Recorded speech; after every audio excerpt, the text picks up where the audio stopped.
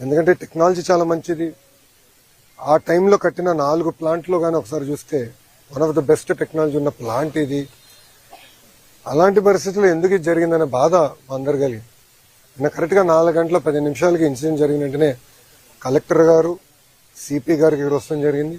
దాని తర్వాత గౌరవ హోంమంత్రి గారు, ఎంపీ గారు, మా పల్లా శ్రీనివాస్ గారు ఆయన వస్తాం జరిగింది. నిన్న తెలుసుకున్న వెంటనే రాత్రే కుమారస్వామి గారు వచ్చి సుమారుగా పొద్దున్న 2 వరకు మొత్తం చూసి తిరిగి ఆయన వెళ్తాం జరిగింది.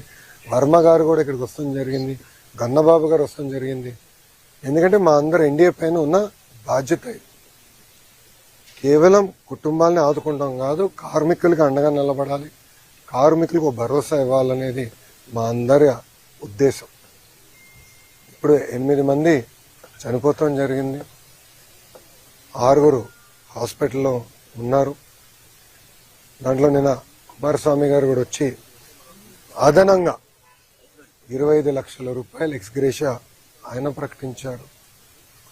ఎప్పుడు లేని విధంగా కాంట్రాక్ట్ అయినా ఫుల్ టైం ఎంప్లాయీస్ అయినా వాళ్ళ ఇంట్లో పిల్లలు చదువుకున్న పిల్లలుంటే వాళ్ళకి పర్మనెంట్ ఉద్యోగం ఇస్తామని ఆయన హామీ ఇచ్చారు. వాళ్ళు నివసించాలనుకుంటే ప్లాంట్లోనే ఇల్లు ఉండేదాన్ని కూడా ఆయన ఇస్తా అన్నారు. ఇంతేకాకుండా పర్మనెంట్ ఎంప్లాయీస్కి చాలా స్పష్టంగా ఇంత రావాలనేది ఉంది నిబంధనలు. అది కూడా మేము రివ్యూ చేస్తున్నాం. దాంతోపాటు కాంట్రాక్ట్ ఎంప్లాయీస్ కూడా ఇంత ఇవ్వాలి, యాక్సిడెంట్ జరిగితే ఇంత ఇవ్వాలని చాలా స్పష్టంగా Visakha steel plant rule book లో ఉండడం జరిగింది. మేము ఇక్కడ వచ్చి కేవలం ఏదో చెక్ అందించే లేదానికి రాలేదు. ఆ కుటుంబాలకి శాశ్వతంగా అండగా నిలబడడానికి ఈరోజు ఎన్డీఏ ప్రభుత్వం అడిగేసింది. గతంలో ఎప్పుడు లేని విధంగా పర్మనెంట్ జాబ్ ఇస్తామని పెద్ద మనసుతో కుమారస్వామి గారు ఒక హామీ ఇచ్చారు. కేంద్రంలో ఉన్న సెక్రటరీ గారు ఇది ఎక్కడ లేదు కదా సార్ అంటే, అవసరం అవుతే నేను కేబినెట్ కూడా తీసుకెళ్తా, nothing to worry, I will get it done, నాది బాధ్యత. ఎందుకంటే ఆ కుటుంబాలకు మన అండగా నిలబడాల్సిన సమయం ఇదని ఆయన చెప్తాం జరిగింది. సో ఎక్కడ జరగలేదు. ఇప్పుడే గురువు గారు చెప్పినట్టు పిల్లలు కూడా చదువుకునే, ఎందుకంటే పాప కార్మికుడికి 3 నెలల బాబు ఉన్నాడు. 3 నెలల బాబు, అందరూ బాధ కలిగింది. ఒకరు దౌతే రేపు పుట్టినరోజు. సో వాళ్ళందరూ కూడా కుటుంబాలకు అండగా నిలబడాలి, బాధ్యత మా పైన ఉంది. సో నేను కుటుంబాలను కలిసినప్పుడు కూడా చెప్పాను, రూల్స్ ప్రకారం కొంతమందికి ఎక్కువ వస్తుంది, అట్లా ఎలాంటి డౌట్ లేదు, ఎంత ఉన్నా అంత ఇవ్వాలి. ఆల్రెడీ సీఎండీ గారు స్పష్టంగా చెప్పారు. నిన్న కుమారస్వామి గారు ఇచ్చిన ఆదేశాల మేరకు ఈరోజు డేట్ మారే లోపల 25 లక్షల రూపాయలు ఫస్ట్ విడత కింద 8 మంది వాళ్ళ అకౌంట్లో డబ్బులు వేస్తూ జరుగుతుంది. ఇంతేకాదు దాని తర్వాత రావాల్సిన ఎక్స్గ్రేషియా, పిఎఫ్ అకౌంట్ నుంచి రావాల్సిన డబ్బులు, స్టీల్ ప్లాంట్ ఇవ్వాల్సిందంతా కూడా మేము మొత్తం క్యాలిక్యులేట్ చేసి ఆ కుటుంబాల అకౌంట్లో వేసే బాధ్యత ప్రభుత్వం తీసుకుంటుంది.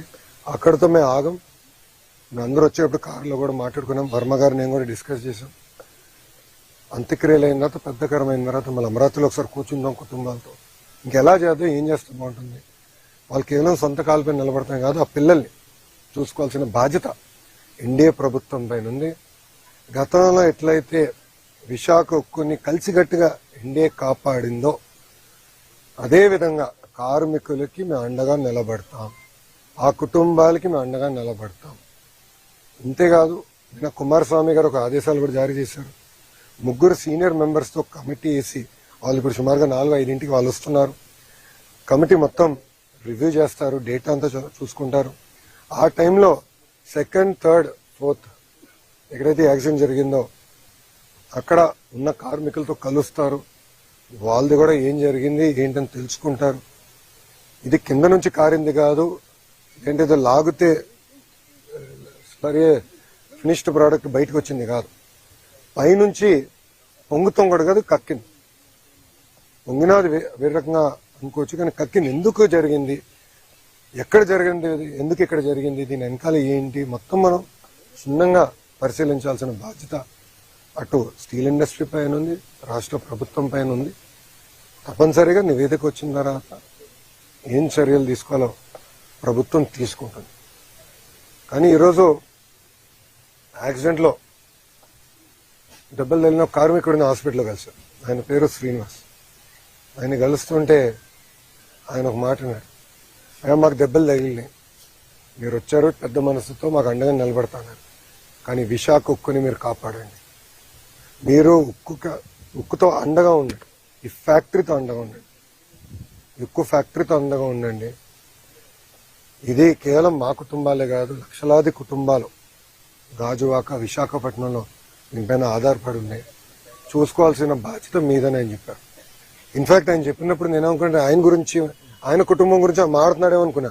వర్మ గారు కరెక్ట్ చేశారు, లేదు బాబు విశాఖ ఉక్కు గురించి ఆయన మాట్లాడుతున్నాడు అంటే ఎంత పెద్ద మనసుతో, కార్మికులకి ఎంత ఎమోషనల్ అటాచ్మెంట్ ఉందో నిజంగానే నేను ఈరోజు తెలుసుకుంటాం జరిగింది.